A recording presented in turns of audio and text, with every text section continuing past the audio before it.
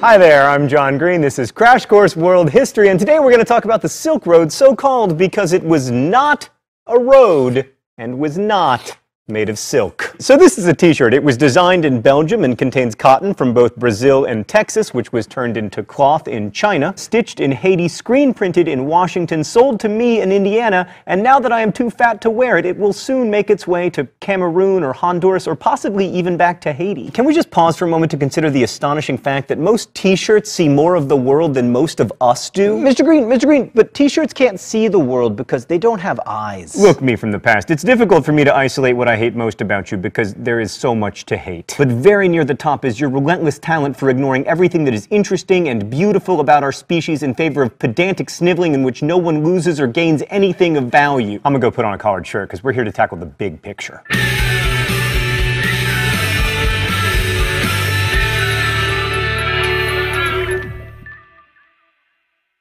So the Silk Road didn't begin trade, but it did radically expand its scope, and the connections that were formed by mostly unknown merchants arguably changed the world more than any political or religious leaders. It was especially cool if you were rich because you finally had something to spend your money on other than temples, but even if you weren't rich, the Silk Road reshaped the lives of everyone living in Africa and Eurasia, as we will see today. Let's go straight to the thought bubble. As previously mentioned, the Silk Road was not a road. It's not like archaeologists working in Uzbekistan have uncovered a bunch of yield signs and baby on board stickers. It was an overland route where merchants carried goods for trade. But it was really two routes. One that connected the Eastern Mediterranean to Central Asia, and one that went from Central Asia to China.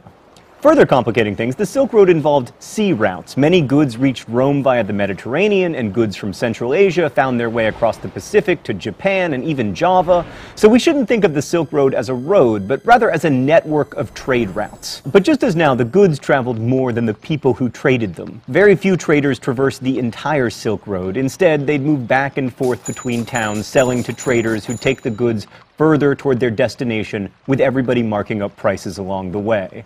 So what'd they trade? Well, silk, for starters. For millennia, silk was only produced in China. It is spun from the cocoons of mulberry tree-eating worms, and the process of silk making, as well as the techniques for raising the worms, were closely guarded secrets since the lion's share of China's wealth came from silk production. The Chinese used silk as fishing line, to buy off nomadic raiders, to keep things peaceful, and to write before they invented paper. But as an export, silk was mostly used for clothes. Silk clothing feels light in the summer and warm in the winter, and until we invented $700 pre-distressed designer jeans, decking yourself out in silk was the #1 way to show people that you were wealthy.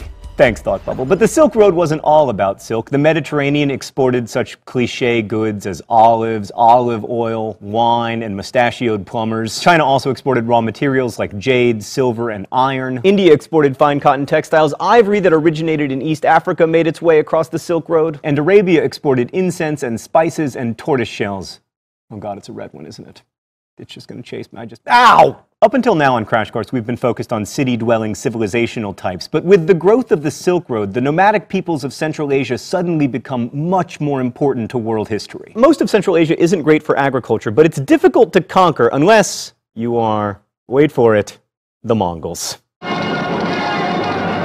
It also lends itself fairly well to herding, and since nomads are definitionally good at moving around, they're also good at moving stuff from point A to point B, which makes them good traders. Plus, all their travel made them more resistant to diseases. One group of such nomads, the Yuzhai, were humiliated in battle in the 2nd century BCE by their bitter rivals, the Xiongnu, who turned the Yuzhai's king's skull into a drinking cup, in fact. And in the wake of that, the Yuzhai migrated to Bactria and started the Kushan Empire in what is now Afghanistan and Pakistan. Although Silk Road trading began more than a century before the birth of Jesus, it really took off in the 2nd and 3rd centuries CE, and the Kushan Empire became a huge hub for that Silk Road trade. By then, nomads were being eclipsed by professional merchants who traveled the Silk Roads, often making huge profits. But those cities that had been founded by nomadic peoples became hugely important. They continued to grow because most of the trade on the Silk Road was by caravan, and those caravans had to stop frequently, for like food and water and prostitutes. These towns became fantastically wealthy. One, Palmyra, was particularly important because all of the gold, incense, and silk that traveled to Rome had to go through Palmyra. Silk was so popular among the Roman elite that the Roman Senate repeatedly tried to ban it, complaining about trade imbalances caused by the silk trade and also that silk was inadequately modest. To quote Seneca the Younger, "I see clothes of silk if materials that do not hide the body nor even one's decency can be called clothes." He also said of the woman who wears silk,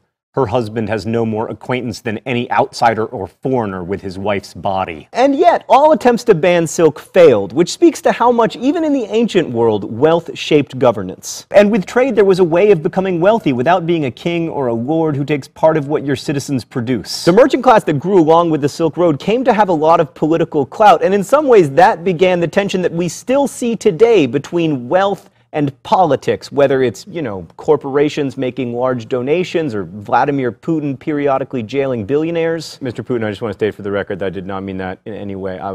Stan wrote that joke. Oh, it's time for the open letter.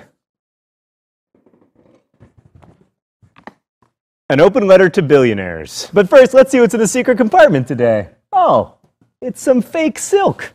The stuff that put real silk out of business. Dear billionaires, I've wrapped myself in the finest of polyester so that you will take my message seriously. Here at Crash Course, we've done a lot of research into our demographics, and our show is watched primarily by grammar Nazis, Muggle Quidditch players, people who have a test tomorrow, and billionaires. And I have a message for you billionaires. It will never be enough. Your relentless yearning is going to kill us all. Best wishes, John Green. Speaking of billionaires, the goods that traveled on the Silk Road really only changed the lives of rich people. Did the Silk Road affect the rest of us? Yes, for 3 reasons. First, wider economic impact. Relatively few people could afford silk, but a lot of people devoted their lives to making that silk. And as the market for silk grew, more and more people chose to go into silk production rather than doing something else with their lives. Second, the Silk Road didn't just trade luxury goods. In fact, arguably the most important thing traded along the Silk Road: ideas. For example, the Silk Road was the primary route for the spread of Buddhism. When we last saw the Buddha's eightfold path to escaping the cycle of suffering and desire that's inherent to humans, it was beginning to dwindle in India. But through contacts with other cultures and traditions, Buddhism grew and flourished and became one of the great religious traditions of the world. The variation of Buddhism that took root in China, Korea, Japan, and Central Asia is known as Mahayana Buddhism, and it differed from the original teachings of the Buddha in many ways, but one that was fundamental. For Mahayana Buddhists, the Buddha was divine. I mean, we can, and religious historians do, fight over the exact definition of divine. But in Mahayana Buddhism, there's no question that the Buddha is venerated to a greater degree. The idea of nirvana also transformed from a release from that cycle of suffering and desire to something much more heavenly and, frankly, more fun. And in some versions of Mahayana Buddhism, there are lots of different heavens, each more awesome than the last. Rather than focusing on the fundamental fact of suffering, Mahayana Buddhism offered the hope that through worship of the Buddha or one of the many bodhisattvas, holy people who could have achieved nirvana but chose to hang out on earth with us because they're super nice, one could attain a good afterlife. Many merchants on the Silk Road became strong supporters of monasteries, which in turn became convenient way stations for caravans. And by endowing the monasteries, rich merchants were buying a form of supernatural insurance. Monks who lived in the monasteries would pray for the success of trade missions and the health of their patrons. It was win-win, especially when you consider that one of the central materials used in Mahayana Buddhist rituals is silk. And a third reason the Silk Road changed all our lives: worldwide interconnectedness of populations led to the spread of disease. Measles and smallpox traveled along it, as did bubonic plague, which came from the east to the west in 534, 750, and most devastatingly, in 1346. This last plague, known as the Black Death, resulted in the largest population decimation in human history, with nearly half of Europeans dying in a 4-year period. A sizable majority of people living in Italy died, as did 2/3 of Londoners. And it quite possibly wouldn't have happened without the Silk Road. If you were living in London in the 14th century, you probably didn't blame the Silk Road trade for your community's devastation. But it played a role. If you look at it that way, the interconnectedness fostered by the Silk Road affected way, way more people than just those rich enough to buy silk, just as today's globalization offers both promise and threat to each of us. Next week, we'll talk about Julius Caesar and in what situation, if any, it's okay to stab your friend in the gut. Until then, thanks for watching. Crash Course is produced and directed by Stan Muller. Our script supervisor is Danica Johnson. Our graphics team is Thought Bubble, and the show is written by my high school history teacher Raoul Meyer and myself. Last week's phrase of the week was Kim Kardashian. If you didn't like it, suggest better phrases of the week in comments. Every week I take one of your suggestions and find a way to squeeze it into the new episode. If you liked today's episode of Crash Course, please click the like button and consider sharing the show with your friends. You can also follow us on Twitter at The Crash Course or on Facebook, links below. Raoul also has a Twitter where he tweets Crash Course pop quizzes, as do I. All of those links can be found below. Also, the beloved and I promise not fictitious Stan has agreed to start tweeting, so that's exciting. Thanks for watching, and as we say in my hometown, don't forget to be awesome. Oh hey, remember that Mongol shirt from the beginning of the episode? In addition to being a joke, it's a shirt. So many of you requested Mongol shirts that we are giving them to you. They are now available for pre-order at dftba.com, link in the video info below, so you can show your love for Crash Course or Mongols or exceptions.